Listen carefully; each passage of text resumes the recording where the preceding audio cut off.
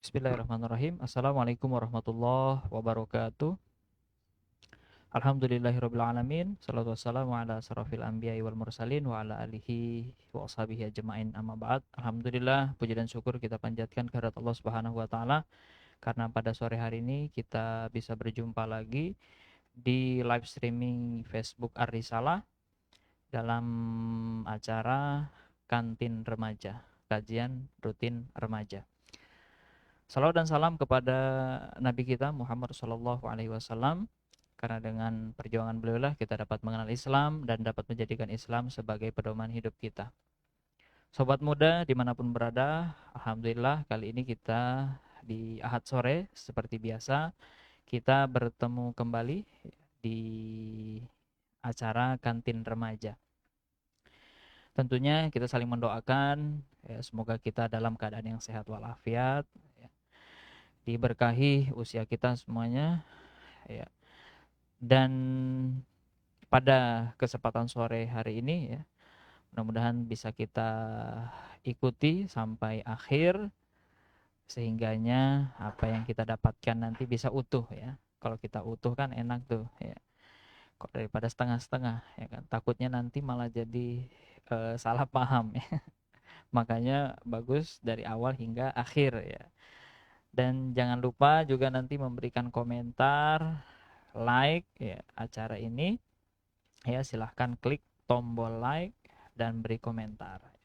Komentarnya jangan pedas-pedas ya. Komentarnya yang manis-manis aja. Sobat muda dimanapun berada, kita sore ini membahas tema yang cukup hangat ya, tentang go sex, gimana pemuda bersikap. Nah, teman-teman sekalian, sobat muda dimanapun berada, bagaimana sikap kita ya. Nah, kalau dalam ilmu ekonomi ya, lebih khusus dalam ekonomi kapitalisme itu ada istilah satisfaction ya, atau kepuasan ya, ya, di mana barang dan jasa itu nanti ditujukan untuk mencari kepuasan. Nah, di dalam kapitalisme, ekonomi kapitalisme ya, itu jika terjadi suka sama suka, nah itu terjadilah, bisa terjadi yang namanya transaksi. Bisa terjadi yang namanya supply and demand ya. Itu di dalam istilah ekonomi ya. Maka eh di era sekarang itu sangat tren hal-hal ya, baik jual beli ya, baik barang ataupun jasa itu dengan sistem online ya. Tapi pada kali ini kita tidak membahas sistem, apa namanya, kajian tentang apa namanya, jual beli online ya. Ini kita hanya mengambil perumpamaan saja ya, bahwa di dalam apa namanya industri saat ini ada yang namanya, nah itu ya, yang dikenal produknya Menteri Pendidikan sekarang yang hijau-hijau, tahu kan? Ini kita agak plesetkan sedikit ya. Yang tadi awalnya itu ya, yang kalau mau pergi kemana-mana tinggal pencet aplikasinya bisa diantar kemana saja ya. Yang penting lokasinya itu bisa di-share ya. Istilah kerennya sekarang Sherlock Sherlock. Nah, ini ternyata ada muncul ya, peraturan yang juga dibuat oleh orang yang sama, yang muncul dari eh apa, kementerian yang dipimpin oleh orang yang sama ya. Makanya di beberapa penulis di sosmed itu mengatakan produknya itu nah, melihat ya,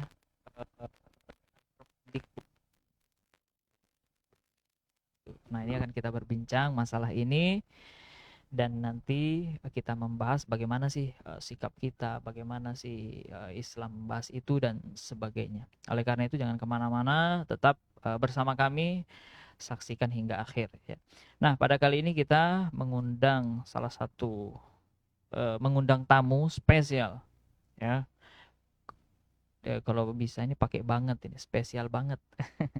Karena pada kesempatan kali ini kita mengundang tamu spesial ya, seorang pengusaha muda dan juga intelektual ya, karena beliau lulusan kampus yang berakreditasi A yang ada di Indonesia. Ya, tidak salah kita mengatakan beliau adalah intelektual muda ya, masih muda. Ya, yaitu siapa? Kang Ustadz Ustadz Muhammad Rizky. Oke, kita akan sapa beliau dulu ya sebelum beliau menyampaikan unek-uneknya ya, unek-uneknya menyampaikan apa namanya komentarnya terhadap permen Gosex ini ya. Ustadz Muhammad Rizky, Assalamualaikum. Waalaikumsalam warahmatullahi Apa wabarakatuh. kabar? Alhamdulillah khair. Alhamdulillah khair. Gimana ini bisnisnya, lancar? Alhamdulillah masih dimudahkan Oh oleh ya, Allah. beliau ini pengusaha juga ya, sobat muda sekalian. Nah, ini nanti kalau bukan hanya masalah ilmu apa namanya, ilmu tentang intelektual, keilmuan, nah, beliau juga ngerti bagaimana menjadi pengusaha muda ya. Kapan-kapan kita nanti bahas juga tentang bagaimana menjadi pengusaha muslim muda ya. Ini dipanggil Kang, Ustadz atau Kiai nih? Tafadhol. Ustadz aja ya, biar biasanya kita lebih familiar Ustadz tuh ya. Karena teman-teman sekalian, sobat muda dimanapun berada, Ustadz itu kalau di Arab itu panggilan untuk profesor. Makanya ada kata al Ustadz, ad doktor ya. Tapi di Indonesia kita kebiasaan memanggil ini luar biasanya di tempat kita itu untuk menghormati orang panggil Ustadz. Ketika dia punya ilmu sedikit aja, kelihatan alim sedikit aja, sudah dipanggil Ustadz. Ada jenggotnya sedikit aja sudah Ustadz itu ya. Nah, ini untuk kita memuliakan ya, walaupun sama-sama muda kita panggil Ustadz. Jadi gimana bisnis ini, Ustadz? Sudah berapa ini bisnisnya nih yang lagi dikembangkan Alhamdulillah. ini? Ya yang seadanya aja lah. Seadanya. Wah, Masya Allah, beliau ini merendah banget ya. Padahal sudah kelas unicorn atau dekakon. Oke, nanti untuk itu nanti tanya-tanya beliau langsung lah ya. Nah, Ustadz, ini sebagaimana tadi pengantar yang kita bicarakan ini, permen yang berbau Gosex ini ya, yang dimana lagi viral ya, juga kemarin sempat di Surabaya itu ada aksi penolakan ya dari kaum muslimin di sana, langsung di gedung DPR itu saya lihat, di depan kantor DPRD di Surabaya. Nah, Ustadz Rizky bagaimana memandang Permendikbud ini? Silakan. Ya, syukran. Pertama saya ucapkan terima kasih kepada Ustadz Yusuf ya selaku hari ini memandu acara pada hari ini, dan senang sekali di sore hari yang cerah ini Allah masih kasih kita kesempatan dan kekuatan sehingga bisa tetap muka meskipun lewat online. Ya memang menarik sekali kita melihat gaduhnya kemunculan Permendikbud ya, nomor 30 tahun 2021 ini, yang mana kita harusnya melihat ini secara holistik gitu, dan juga kita punya ukuran kacamata tertentu yang bisa kita ambil sebuah tarik kesimpulan nantinya. Karena mau tidak mau Permendikbud ini muncul pasti kan ada tujuannya kan. Iya, Gitu. betul. Tujuannya kalau kita lihat dari penjelasan Pak Menteri, Mas Menteri itu ya, Ya, gitu. Mas Men. Mas Menteri Nadiem Makarim itu dia jelas sekali menyampaikan bahwa Permendikbud ini tujuannya adalah untuk mengatasi kekosongan gitu, peraturan yang mengatur tentang bagaimana mengatasi kekerasan seksual. Iya. Nah, kekerasan seksual yang ada terjadi di dunia pendidikan, terutama di kampus gitu kan. Ya. Ini sekolah gitu. Nah, kita tidak bisa pungkiri bahwa kejadian-kejadian kekerasan seksual terjadi di dunia pendidikan itu memang banyak terjadi di Indonesia gitu. Dan juga kita tidak pungkiri juga bahwa yang melakukannya pun juga orang-orang berpendidikan gitu kan. Iya. Itu bahkan yang terjadi terakhir itu ada dosen minta bibir katanya gitu. Nauzubillah. Nah, dari situ kita bisa melihat bahwa kerusakannya pendidikan Indonesia ini bukan sekedar dari oknum saja gitu. tapi juga dari sistem pendidikannya sendiri. Karena kita lihat sendiri yang berpendidikan sendiri pun rusak, gitu kan? Gitu artinya yang berpendidikan ini tidak menjamin dia memiliki kualitas perilaku yang baik. Bisa Gitu. dibilang parah ini ya. Parah gitu. Parah pakai banget. Parah pakai banget. Bahkan beberapa tahun belakangan ini kita lihat kasus korupsi itu kan juga terjadi dilakukan oleh orang-orang yang notabene punya titel ya, gitu, punya gelar S1, S2, bahkan gelar profesor pun ada yang melakukan itu. Nah, jadi peraturan-peraturan yang muncul itu sebenarnya adalah peraturan-peraturan yang mengatasi secara parsial. Nah, yang secara parsial, terutama dalam hal ini mengenai kekerasan seksual tadi, gitu. Apalagi kalau kita baca secara utuh, gitu kan? Secara utuh itu makanya di captionnya R1 nyebut ada frasa dia. Nah, ada frasa dengan persetujuan korban gitu ya, tanpa persetujuan korban. Nah, jadi kita melihatnya itu harus secara utuh dulu pertama, bahwa yang dilakukan oleh Permendikbud ini kalau dalam kacamatanya mereka ini baik sekali. Baik ya. Nah, baik sekali. Karena berusaha untuk melindungi korban ya, melindungi korban dan juga menghukum pelaku-pelaku kekerasan seksual di dunia pendidikan. Nah, itu pertama. Tujuannya tadi itu untuk mengisi kekosongan peraturan tentang kekerasan seksual yang ada di dunia pendidikan. Padahal kalau kita mau lihat kekerasan seksual ini nggak cuma di dunia pendidikan saja kan, gitu. Di luar dunia pendidikan pun juga banyak sekali. Bahkan di ranah keluarga tuh ada, gitu. Bahkan di sekitar kita, lingkungan kita itu ada, gitu. Banyak gitu ya. Banyak sekali. Nah, itu yang pertama. Kemudian lagi kita melihat juga beberapa kali penyampaian di media, terutama yang kita soroti adalah penyampaian dari Pak Menteri ini dulu, gitu. Yang dia juga berusaha untuk mencari dukungan dari beberapa influencer, kemudian beberapa tokoh-tokoh nasional, bahkan ada juga para kita bilang intelektual yang berusaha untuk mensupport Permendikbud ini, gitu. Kalau emang kita tahu cara mereka membuat Permendikbud ini kan emang digodok dengan orang-orang ahli ya, gitu. Orang-orang ahli. Nah, perkaranya mereka ini menggunakan parameter apa dalam mengodok ini dulu, undang-undang permen ini, gitu. Kalau kita melihat latar belakang mereka yang menggodok undang-undang ini, emang mau nggak mau ya kita harus terbuka aja menyampaikan bahwa mereka pun juga menggunakan kacamata liberal, gitu. Mereka tolak ukurnya adalah negara-negara yang seperti Amerika, Singapura, gitu, kemudian daerah Eropa, gitu. Tolak ukurnya adalah negara-negara liberal, sehingga hasil undang-undangnya pun mencontoh undang-undang liberal, gitu. Nah, gitu dia. Sebentar, saat liberal itu apa saat? Mana tahu ada sobat muda yang belum tahu itu. Makanan apa itu? Makanan apa liberal ini kan, gitu. Sebenarnya liberal itu bahasanya sebenarnya yang masalah itu liberalismenya kan, gitu. Kita bahas liberalismenya, pemahaman dan kebebasan. Gitu. Kebebasan yang di sini bablas, kebebasan ini dia. Gitu, tanpa batas, sehingga tanpa mau diatur, gitu. Yang repotnya liberalisme ini sudah menjalar di berbagai lini kehidupan. Gitu. Orang-orang kan sibuk dengan bagaimana membangun negara ini dengan cara membuat gedungnya, ya kan, kemudian bagaimana budaya-budaya mereka yang itu humanisme, ya kan, kemanusiaannya tinggi, gitu. Padahal liberalisme inilah yang merusak kehidupan tatanan masyarakat yang ada di Indonesia ini. Nah, yang tadi kita kembali lagi ke kekerasan seksual yang terjadi di dunia pendidikan, itu pun adalah buah dari liberalisme, gitu.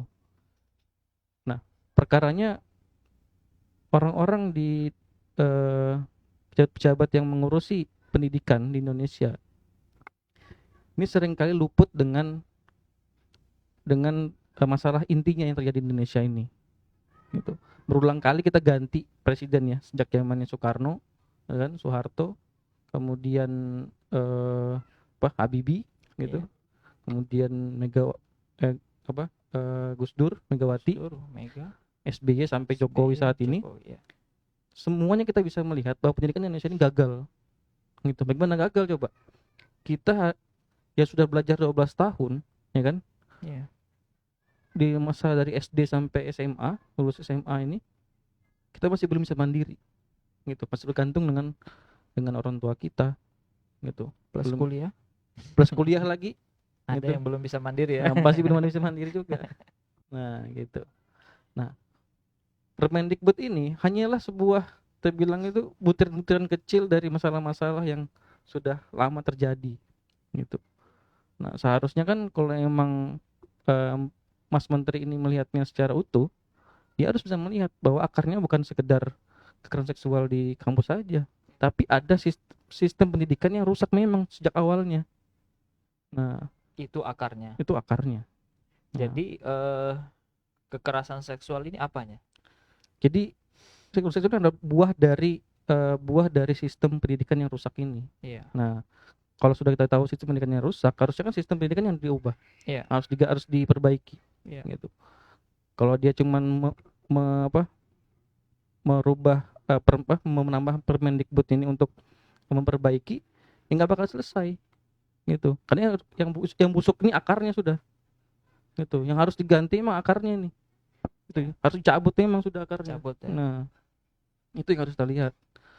Nah, baru kemudian Permendikbud ini dari tadi yang kita sampaikan ada frasa eh, tidak dengan setuju tidak tanpa persetujuan korban ya, tanpa persetujuan korban, itu menandakan bahwa kalau dengan persetujuan korban artinya zina kan. Iya. Gitu, suka sama suka kan, setuju sama setuju kan. Setuju. Nah, sama setuju artinya perzinahan itu pun nggak ada dilarang dalam Permendikbud itu. Iya. Nah, sementara kita sebagai seorang muslim ini melihatnya juga dengan kacamata Islam.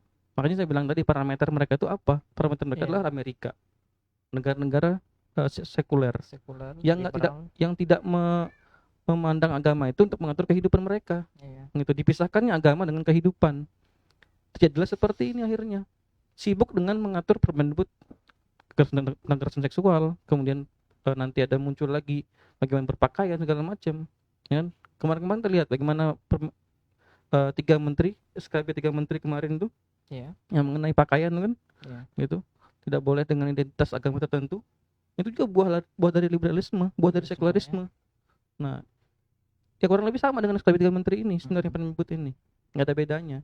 Gitu. Mereka sibuk dengan hal-hal yang remeh-temeh. Itu padahal yang paling krusial, yang paling vital adalah sistem pendidikannya sendiri. Nah, yang rusak itu. Nah, ibaratnya sudah air kita ini ibaratnya dalam kubangan air comberan, air kotor itu, bau busuk gitu kan, warnanya hitam legam sudah. Kemudian kita berusaha nambah air jernih, tambah di dalam ember yang air comberan ini, nggak bakal jernih airnya, justru yang jernih jadi kotor juga gitu kan. Gitu. Nah, itu yang pertama. Oke, gitu. Iya. Baik, menarik tadi ya. Yang pertama tadi memang ada, pertama tujuannya tadi untuk mengisi kekosongan itu, kemudian sayangnya tadi yang menjadi kiblat dalam pembuatan undang-undang ini, termasuk juga mungkin undang-undang yang lain ya, itu adalah dalam kacamata barat yang liberal tadi. Yang liberal, yang sekuler ya, itu merupakan dua sisi yang tidak dipisahkan itu, liberal dengan sekuler. Nah, kalau kita melihat di isi dari Permendikbud itu, ini kan kalau kita lihat kan Permendikbud yang mengenai PPKS, pencegahan dan penanganan kekerasan seksual ya. Namun sayangnya di pasal 5 itu ya, sebagaimana tadi yang Ustadz bilang bahwa ada frase tanpa persetujuan ya. Misalnya di pasal 5.2b di situ dikatakan memperlihatkan alat itunya dengan tanpa persetujuan korban ya. Berarti kalau dia setuju, yang bahkan kalau dilihat kasus kan memang sama-sama suka kan. Ya jarang terjadi ya. Kalau memang ada juga yang memang karena paksaan. Nah, kemudian di 2F, di poin 2F juga dikatakan mengambil, merekam dan atau mengedarkan foto dan atau rekaman audio dan atau visual korban yang bernuansa seksual tanpa persetujuan korban. Nah, di situ juga ada tanpa persetujuan korban. Jadi kemudian di berikutnya juga begitu, ada Iya. tanpa persetujuan. Nah, kalau begitu eh mungkin ini bisa dipertegas lagi, apakah betul ini menjadi sebagaimana tujuannya tadi, apa namanya, upaya pencegahan dan penanganan. Sementara ada kata-kata itu. Bagaimana menurut Ustaz? Ya, ini fatal memang karena eh, dari perasa itu kan kita bisa bisa melihat bahwa kalau ada kejadian kasus di kampus, Ya. ya kan, baik itu antar mahasiswa maupun mahasiswa dengan pendidiknya, itu jika suka sama suka kan artinya tidak ada larangan di situ kan, Ya, ya. gitu, tidak ada larangan dan juga hanya membebani moral saja, gitu. Katanya Pak Menteri itu kan, eh, ya kalau seharusnya kan tidak tidak ada tidak boleh secara moral, tidak boleh melakukan itu. Nah, secara moral katakannya, Ya. gitu. Padahal secara moral sendiri kan sering terjadi sudah. Gitu, orang-orang itu tidak mementingkan moralnya, gitu. Karena memang lingkungannya sudah rusak memang. Ya. Bagaimana mereka tidak melakukan hal-hal yang tadi kayak berzina, yang tadi tanpa melanggar undang-undang itu.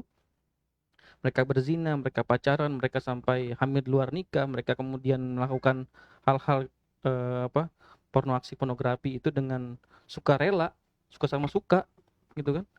Ya karena lingkungan mereka sudah mengajak itu. Coba kita lihat sekarang terjadinya kasus yang terjadi sekarang ini.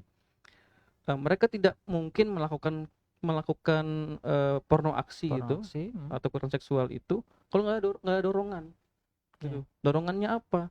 Dorongannya di kampus itu tidak ada mengatur bagaimana perempuan menutup aurat. Satu Nah, itu.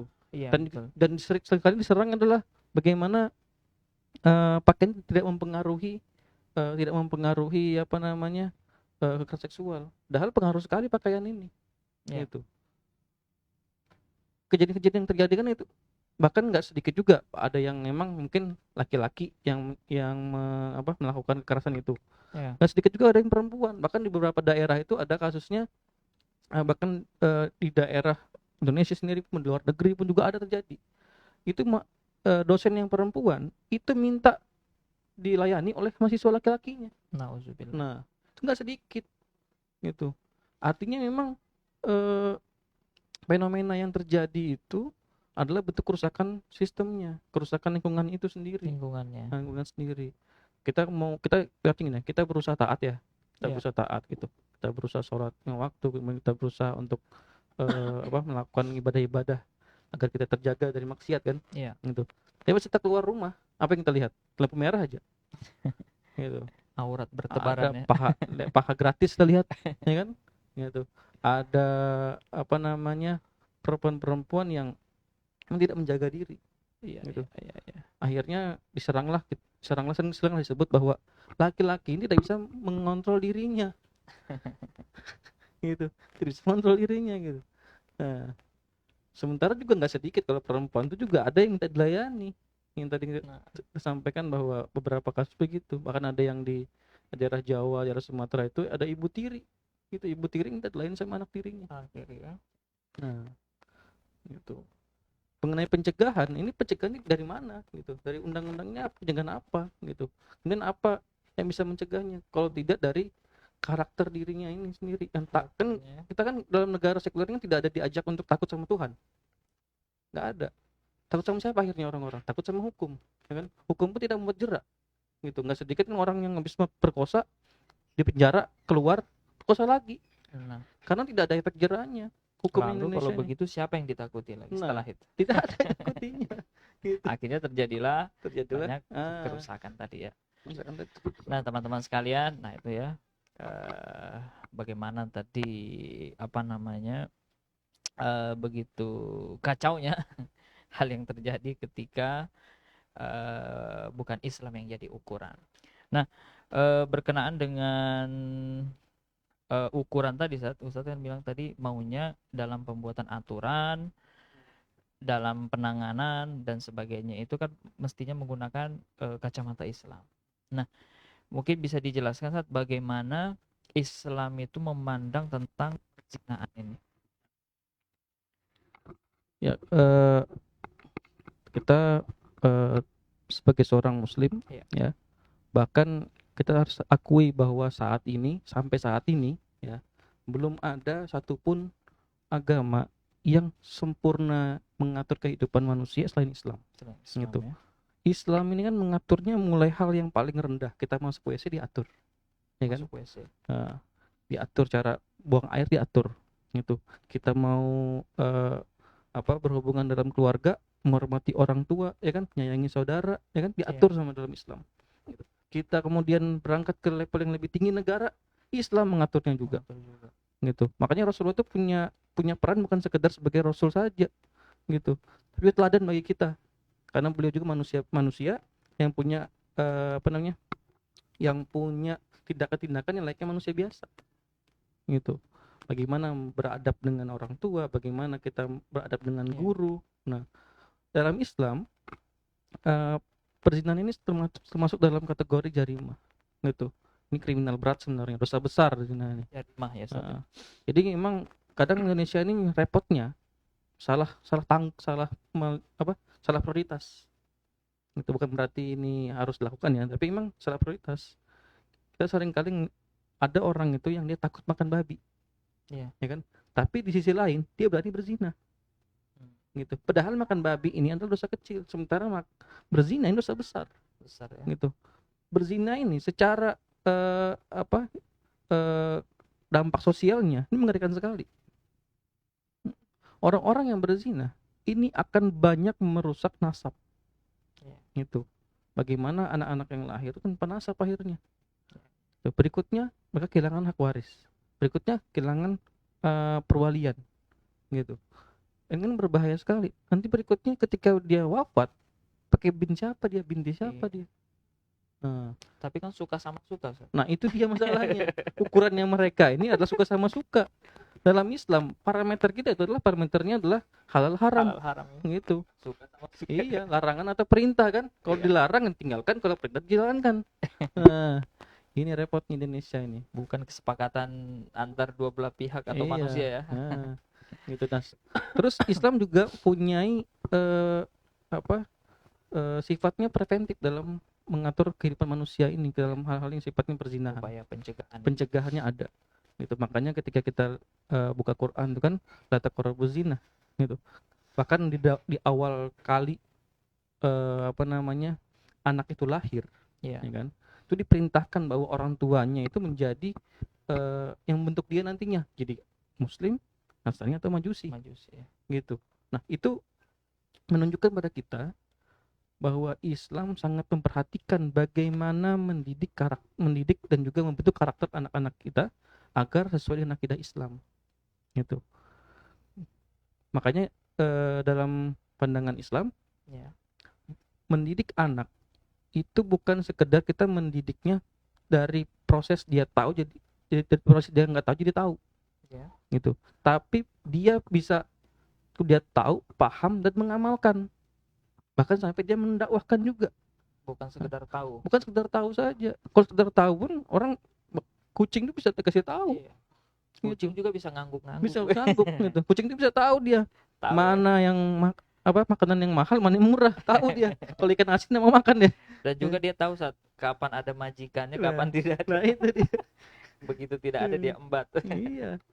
Nah, itu yang kita harus lihat bahwa Islam ini punya sifatnya preventif dalam mengatur kehidupan manusia ini. Nah, dijaga dulu nih. Kalau lepas dari preventif ini, masuk tahap kedua, gitu kan? Tahap kedua penanganannya langsung. Gitu. Kalau ada yang melanggar, maka akan disidang dulu. Kenapa dia melakukan itu? Gitu. Makanya setiap kali ada perzinahan di masa Rasulullah, itu akan ditanya, kenapa kamu berzina? Gitu. Apakah karena dipaksa ya kan, diperkosa kan, perkosa, atau emang karena kamu sudah emang melakukan itu karena dorongan nafsu aja gitu. Nah, kalau terbukti dia melanggar itu, maka dia akan dihukumi. Suka sama suka. Dua-duanya kena. Iya. Nah, kemudian Rasulullah juga sering nyampaikan kepada kita bahwa para pemuda itu kan dimintanya apa? Sebelum mereka mengenal tadi hubungan seksual itu diminta dia berpuasa dulu itu menundukkan pandangan, ya berpuasa, kalau nggak sanggup ya nikah aja sudah gitu. Iya. Nah maka nikah itu kan jadi kita bisa melihatnya, hukum asalnya kan sunnah ya, nikah Iya. itu sunnah hukum asalnya, dan ini akan berubah hukumnya ketika kita niatnya menikah itu untuk menyakiti wanita. Makanya ada kekerasan seksual dalam dalam dalam pernikahan Pernikahan. gitu, nggak boleh menyakiti wanita, nggak boleh membuat dia tersiksa gitu, Oke. karena nikah itu bukan untuk menyiksa Saya. gitu. Nah akan jadi haram hukumnya ketika niatnya menikah adalah untuk menyakiti. Nah kemudian kalau dia punya hasrat seksual yang bisa dikontrol, dia berpuasa rutin, kemudian dia tidak ada hasrat untuk menggauli wanita, nggak ada hasrat Iya. untuk mendekati wanita, maka ini jadi mubah saja nikah bagi dia. Nah, nggak Iya. pengaruh kan, nggak pengaruh gitu. Iya. Gitu. Tapi akan menjadi wajib bagi dia menikah jika dia tidak menikah akan terjebak dalam maksiat. Maksiat. Nah, inilah yang Islam ini punya aturan yang sempurna sekali. Iya. Gitu. Makanya ketika saya seringkali dalam forum-forum di teman-teman di mahasiswa dulu, di antara berapa banyak agama itu kan di kampus, dengan bangga saya menyampaikan bahwa sampai saat ini belum ada yang aturan yang sesempurna Islam. Iya. Gitu. Dan yang pernah saya dengar saat itu bahkan kalau dia tidak mampu dibantu negara ya. Itu beda lagi cerita itu. Wah. Sobat muda sekalian, ayo cepat-cepat. Ya, emang kehidupan Islam diterapkan dalam kehidupan itu kan yang tadi kita bilangin, Islam itu bukan sekedar dari kita nggak tahu jadi tahu doang, tapi kita tahu Islam, kita memahaminya, kita Iya. mengamalkannya. Iya. Nah, sekarang kan anak kita sekolah kan tidak diajarkan seperti itu. Iya. Anak cuma sekedar tahu rukun Islam, sekedar tahu rukun iman, Tapi gitu. aplikasinya, Tapi aplikasinya tidak dilakukan. ya. Karena pelajaran agama sekarang kan sedikit sekali jamnya. Nah, Gitu. Bahkan Bet- di kampus tuh kalau mungkin Ustadz Yusuf kan sering ngajar di kampus, tahu Iya. tuh berapa jam durasinya, berapa kali pertemuan Iya. seminggu. Tidak, akhirnya membentuknya, kita punya waktu terbatas gitu kan, Terbatas. terus sekali gitu. Sementara tuntutannya kita adalah membentuk akhlak gitu, membentuk pemimpin, membentuk pribadi-pribadi yang unggul dari sisi karakter mereka gitu. Kan PR-nya besar sekali guru agama, dosen agama nih kan. Kalau mahasiswanya rusak, dosen agamanya yang disalahkan gitu. Ya, sudahlah sebentar kita hukum anak-anak itu bisa kena terjerat pasal yang lain, Rasa lagi ya. melakukan kekerasan. Kekerasan gitu. Nah tadi kemarin kita bicara tentang kembali ke tadi kekerasan seksual itu dalam Iya. Islam jelas sekali dia punya preventif, kemudian ada penanganannya, Iya. gitu kan. Tadi dia bisa diperintahkan menikah, gitu kan. Iya. Kemudian kalau tidak bisa sanggup berpuasa, gitu. Kemudian berikutnya adalah bagaimana persangsiannya. Sanksinya. Nah persangsian inilah kita bisa buka di Quran itu, bagaimana Allah menjadikan Quran ini begitu lengkapnya sampai Iya. masalah perzinahan ini diangkat juga gitu, Dibahas ya dalam dibahas Al-Quran. karena emang kok yang tahu manusia ini kan yang buat gitu, yang Yang buat. menciptakan Iya. gitu. Gak mungkin Allah itu nggak tahu apa yang kita butuhkan Iya. gitu. Allah pasti tahu apa yang kita butuhkan, sehingga kita cukup mentaati aja apa yang Allah perintahkan gitu.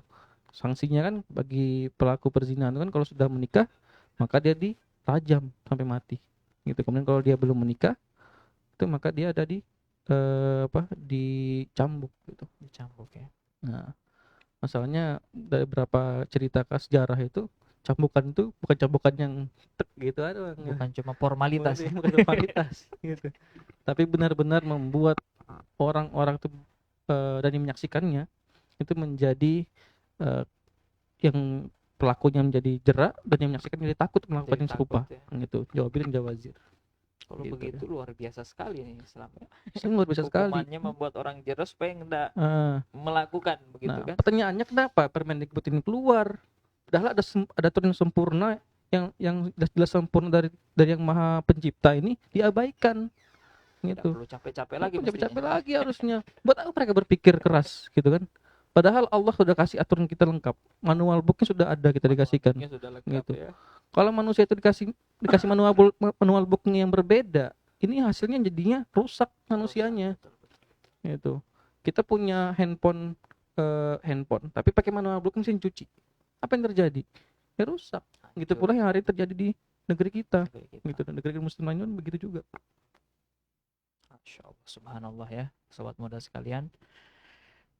Ada lagi mengenai ini bagaimana Oh ya. Islam memandang? Kemudian lagi kita mau coba juga apa bagaimana sih kehidupan Islam di masa lalu mengatur tentang hubungan pria wanita ini gitu. Ya. Dalam pandangan Islam, dalam fikih Islam itu memang diaturnya ada 5 aspek yang memang paling utama ya kita lihat peraturan dalam pergaulannya manusia Pergaulan. antara pria wanita ini. Kalau antar manusia itu banyak ya, udah jual beli kan macam kan. Iya. Gitu. Tapi dalam perkara pria wanita ini diaturnya ketat sekali. Ketat. Sangat ketat sekali. Nggak boleh berdua-duaan, nggak boleh campur baur. Yang perempuan nggak boleh bertabaruj, make up yang membuat syahwat laki-laki itu muncul ya kan, untuk aurat dan seterusnya.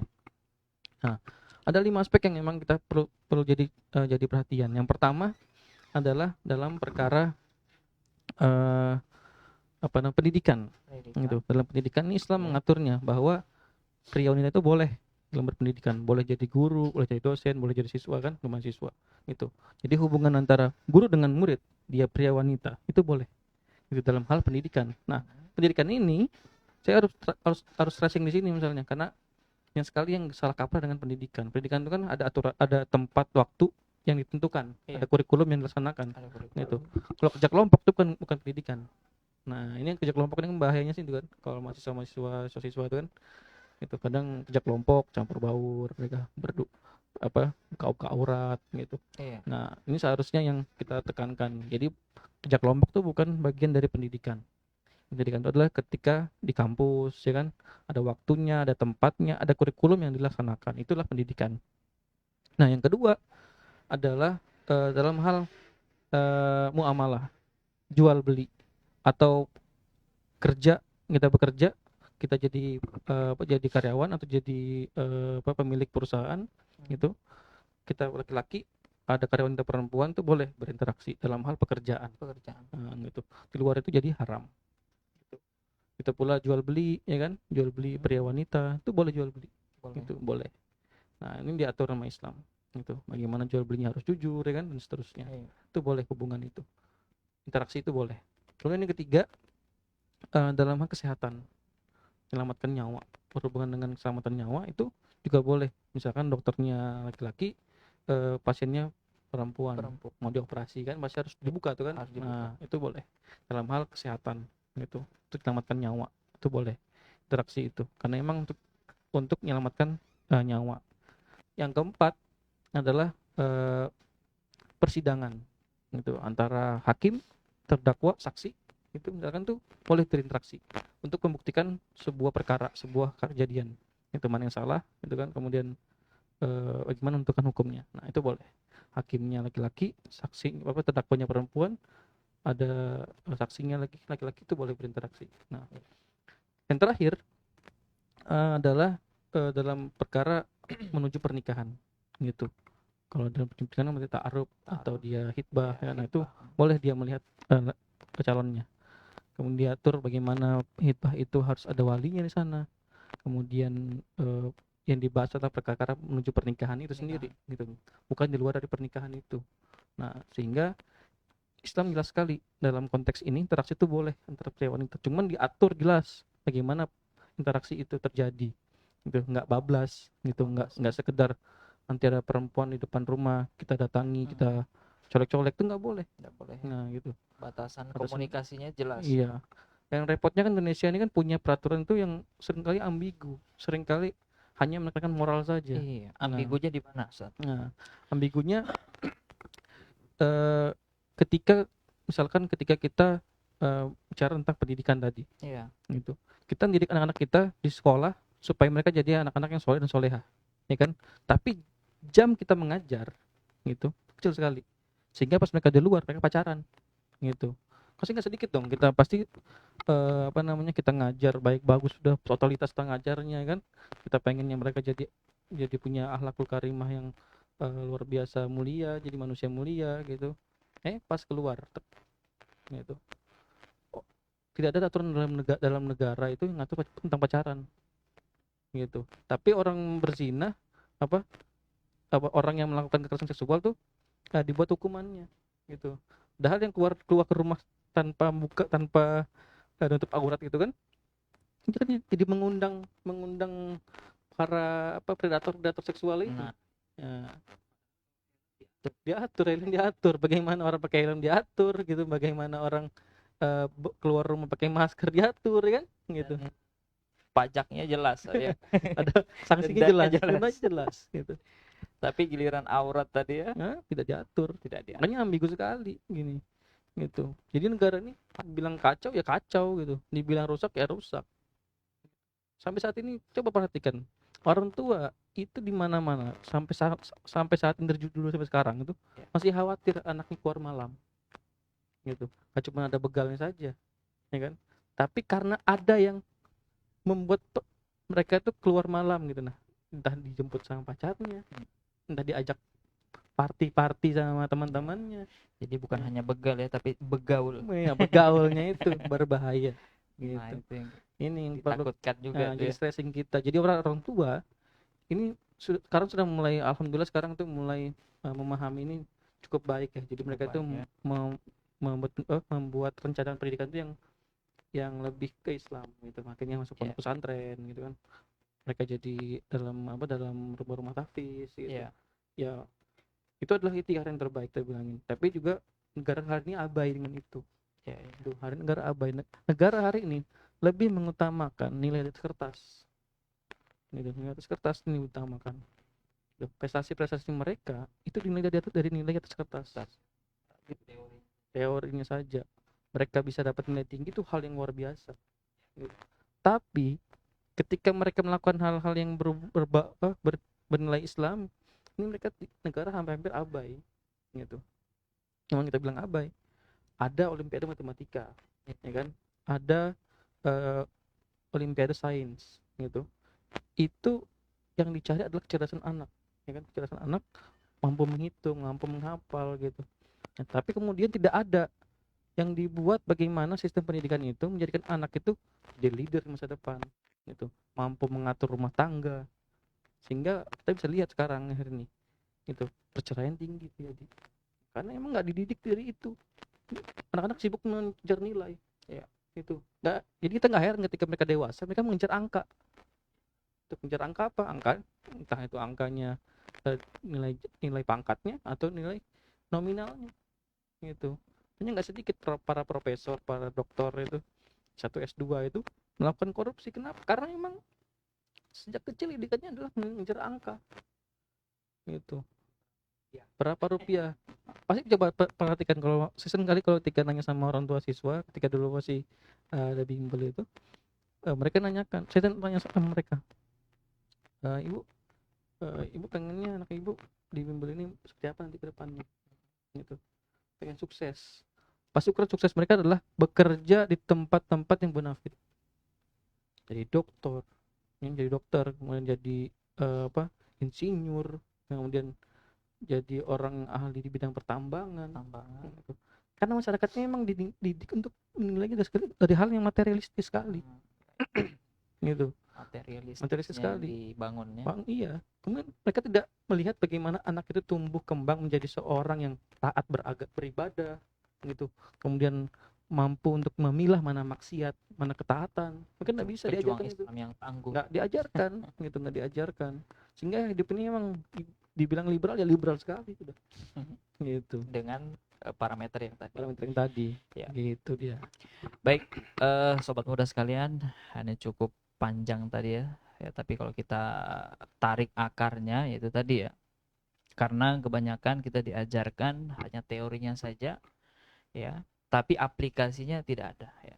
Kebanyakan dari kita lebih mengerti aplikasi HP daripada aplikasi rukun iman itu tadi, rukun Islam ya, rukun gaul tadi yang disebutkan 5 tadi ya. Kalau sudah aplikasi HP, tahu semua itu, ini untuk ini untuk ini dan seterusnya. Tapi kalau giliran aplikasi Islam, nah ini kita masih kurang ya. Nah, ini PR kita.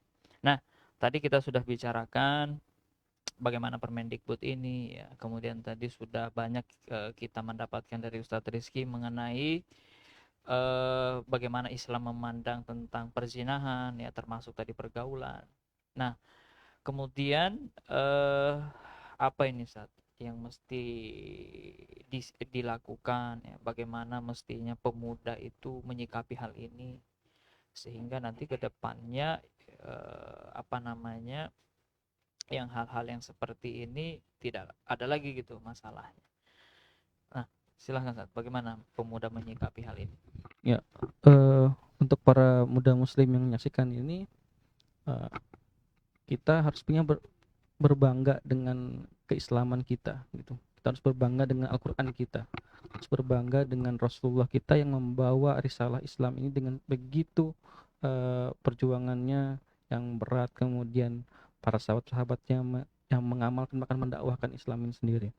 Jadi sebagai seorang muslim kita harus melihat ini dalam kacamata Islam yang pertama. Yang kedua, kita meneladani orang-orang soleh di masa lalu, bagaimana mereka bergaul, bagaimana mereka belajar, bagaimana mereka menjadi orang-orang jamin surga oleh Allah Subhanahu wa taala. Nah, makanya ketika kita mau bilang gimana kita bersikap, ya kita melihat fenomena Permendikbud ini adalah fenomena yang memang pasti terjadi gitu di masa-masa sekularisme yang diterapkan di Indonesia ini. Bahkan selevelnya Profesor Hendro Priyono, ya kan, yang mantan kepala BIN itu sendiri ngomong bahwa Indonesia ini negara demokrasi liberal gitu. Bukan Negara yang berlandaskan agama ya. bukan urusan agama gitu. Jadi percuma ketika para orang tua itu berharap dari negara, ya itu percuma, karena emang asasnya negara ini bukan asas yang mengajak kita untuk taat gitu. Makanya bagi orang tua gitu, bagi anak-anak remaja yang usia balik sudah melihat ini harusnya menjadi sebuah pemahaman baru bagi kita, bahwa kita berusaha untuk taat itu memang karena perintah Allah. Kita melaksanakan sesuatu itu karena larangan atau perintah Allah. Perintah Allah ya. Gitu. Kalau dilarang ya kita tinggalkan, kalau itu diperintah ya kita kerjakan. Jangan terbalik gitu. Yang diperintahkan untuk sholat kita tinggalkan, yang perintah untuk puasa kita tinggalkan gitu. Malah yang pacaran kita kerjakan. Nah ini berbahaya. Hawa nafsunya yang diutamakan. Nah, tapi di sini kita perlu juga sampaikan bahwa Islam ini sudah jelas mengatur bagaimana pendidikan ini gitu. Jadi para anak-anak muda yang hari ini menyaksikan ini, sebenarnya kita tahu sekarang prioritas kita sebagai seorang muslim itu apa gitu. Kita kata Allah kan, wa ma khalaqtul jinna wal insa illa liya'budun. Jadi kita ini diciptakan oleh Allah untuk beribadah gitu, kepada Allah, sehingga hidup kita itu adalah totalitasnya hanyalah pada Allah gitu, bukan dengan aturan-aturan yang melanggar hukum Allah gitu. Permendikbud ini secara substansi ini melanggar hukum Allah. Karena apa? Karena mereka melegalkan perzinahan. Kenapa bisa melegalkan perzinahan? Tadi karena ada frasa tanpa persetujuan korban. Artinya suka sama suka tidak dilarang oleh Permendikbud ini gitu.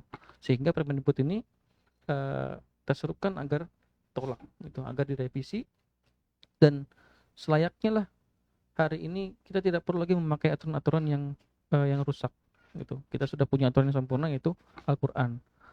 Dan kemudian para pemuda muslim juga harus menjadikan ini sebagai sebuah pelajaran gitu, bahwa kita untuk menjadi seorang yang taat itu harus memiliki panduan yang jelas gitu. Panduannya adalah Al-Quran, bukan Permendikbud yang merusak ini gitu. Nah, itu yang perlu kita sampaikan di sini. Ya, baik, terima kasih Ustaz Rizky. Baik, sobat muda sekalian, itu tadi ya, kita sudah mendapatkan pandangan dan panduan bagaimana kita mesti bersikap ya. Bahwa kita mesti memahami Islam, bahwa Islam itu punya sistem pendidikan, Islam itu punya landasan sumber yang jelas. Nah, ini yang mesti kita ikuti ya teman-teman sekalian ya. Kita muslim ya, kita punya akidah Islam ya, kemudian kita punya yang namanya istilahnya itu syariat. Nah, syariat ini yang kita ikuti sebagaimana tadi yang sudah dijelaskan oleh Ustadz Rizky. Baik, terima kasih Ustadz Rizky. Kapan-kapan jangan jarak. Insya Allah mudah-mudahan bisnisnya terus melemparkan ke sayap. Kepak sayap kesuksesan. Kesuksesannya di mana-mana ya. Oh, itu nanti siap pasang Insyaallah, baliho insyaallah. itu ya. Kepak. Nah, sobat muda yang dirahmati Allah Subhanahu wa taala. Nah, ini kita sudah di penghujung perjumpaan kita. Nah, ya. Nah, ini sudah ada beberapa catatan-catatan yang kita bisa ambil ya, bahwa jelas Permendikbud ini yang tadi mestinya apa namanya, katanya tujuannya itu untuk pencegahan dan penanganan, justru membuka pintu untuk legalisasi tadi perzinahan, karena ada frase itu salah satunya ya. Ustaz Rizky apa namanya, mestinya ditarik dijawab justru kita kalau mau tahu dulu di mana, sehingga tadi tidak terjadi yang namanya di kaca. Kemudian kita ambil bahwa kita apa namanya, di dalam Islam perzinahan itu jelas tadi, wala taqrabun.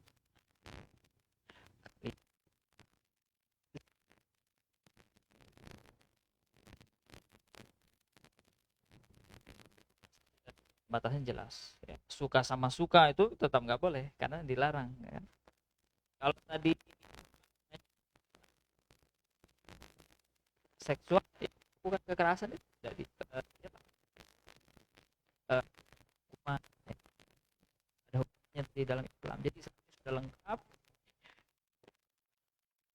apa namanya, sistem dia akidah, dan dia sistem yang punya peran lengkap. Ini yang kita ambil ya, bagi aturan untuk kita ya, karena ini mah kita mengambil aturan Islam Allah. Tidak, kita tadi kata Ustaz Rizky tidak repot-repot lagi mencari, membuat, merumuskan aturan-aturan yang justru kadang itu malah yang tadinya mau mencegah malah melegalkan kemaksiatan itu sendiri, melegalkan perzinahan itu sendiri. Apalagi kita tahu kalau mau merumuskan undang-undang itu dananya juga besar ya kan, orang sudah ada dari Allah kok mesti repot-repot lagi kan, begitu ya.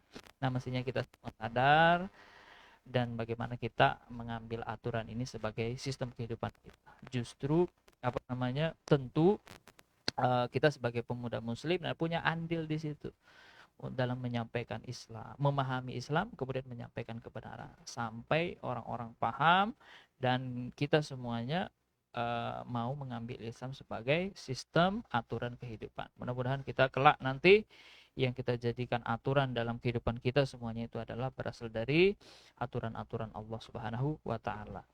Amin ya rabbal alamin. Demikian sobat muda sekalian yang dapat kami sajikan pada sore hari ini ya.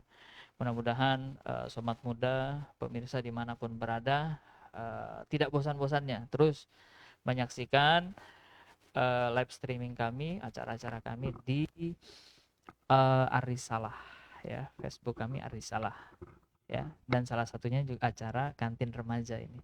Insya Allah setiap Ahad sore, mudah-mudahan kita diberi kesehatan oleh Allah, terus kita diberikan semangat ya, kemampuan untuk memahami ilmu dengan baik, sehingganya dengan ilmu itu kita mendapatkan kebaikan-kebaikan dari Allah Subhanahu wa taala. Demikian dari kami, mohon maaf kalau ada salah-salah kata. Saya juga Ustaz Rizky juga ya. Kalau ada salah-salah kata mohon dimaafkan. Kalau ada lebihnya datangnya dari Allah, kurangnya dari kami pribadi. Mohon maaf atas segala kekurangan dan kesalahan. Kita akhiri dengan doa kafaratul majelis. Subhanakallahumma wa bihamdika asyhadu an la ilaha illa anta astaghfiruka wa atubu ilaik. Mohon maaf atas segala kekurangan. Wabillahi taufiq wal hidayah. Wassalamualaikum warahmatullahi wabarakatuh.